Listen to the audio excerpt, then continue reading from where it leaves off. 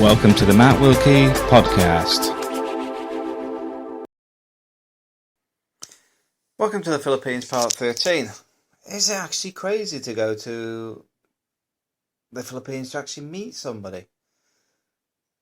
For most of the guys that actually listen to these audiobooks, they know exactly why they're going to the Philippines. And it seems one of those things that people that haven't done it may not understand why people do it. But at the same time, once you've done it, you understand completely. Filipino women are very different to the way things are, as well as their personality traits compared to the West.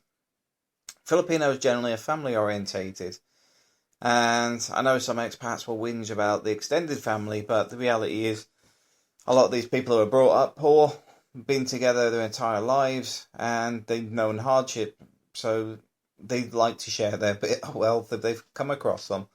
How you deal with that, we can cover in another chapter. But on this one, I would say you should travel to the Philippines. You should experience the Philippines. And maybe meet a few people. Get an understanding of the people and how they actually work. Because people are very different. For example, some people can be pretty immature and annoying, badly educated, and those people are 10 a dozen. The other thing with those is you often find that their loyalty is questionable at the best of times.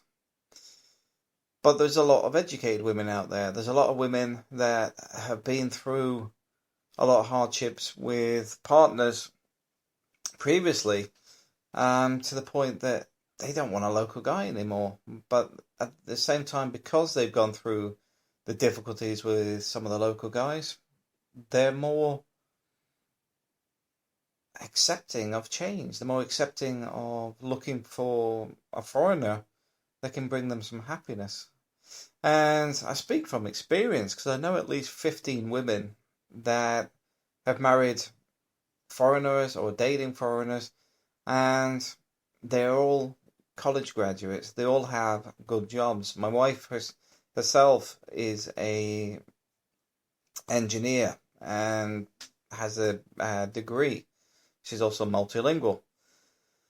These are the things that you can get. Some women that are an absolute nightmare, or there's women, if you spend a bit more time, that are absolutely fantastic and everything you would want in a person rolled up in one. Just an amazing person to be with. And obviously they come with the fact that most of them are very beautiful as well. So you have to ask yourself, is it worth travelling that far to meet somebody that may be your perfect match? And then the obvious answer is yes. The hard bit is, how are you going to keep together? Are you going to move there? Are they going to go to the West? Because the obsession with immigration in the West is making things difficult. But over the years, I've met many, many guys where their partners are overseas and they travel back when they can. Myself, the longest I've been away from home is nearly a year.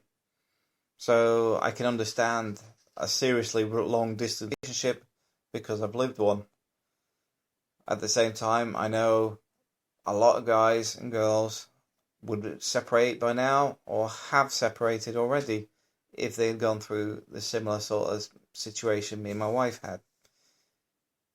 So you have to weigh up, if you're going to go to the Philippines, what are you intending to do? Are you going to look for a long-term relationship and travel backwards and forwards with a long-distance relationship? Are you looking to move to the Philippines? Are you looking to bring the partner back to the West?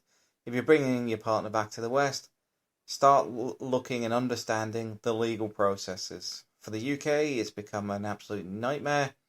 And I know some people are going to go, oh, but what about if you had the money? I've got the money. The money's never been the issue for going to the UK for me.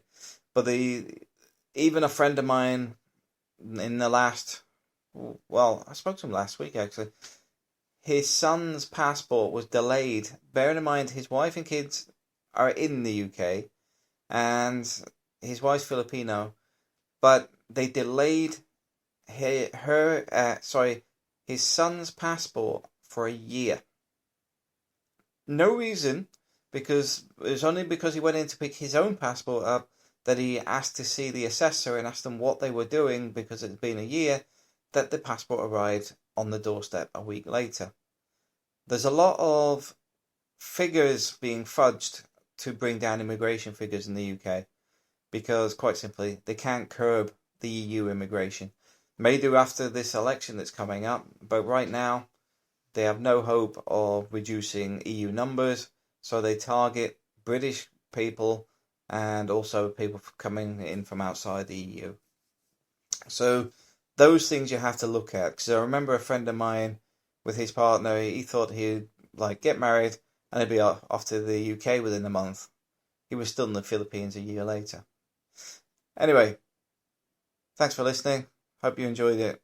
And please give me some feedback in the comments section.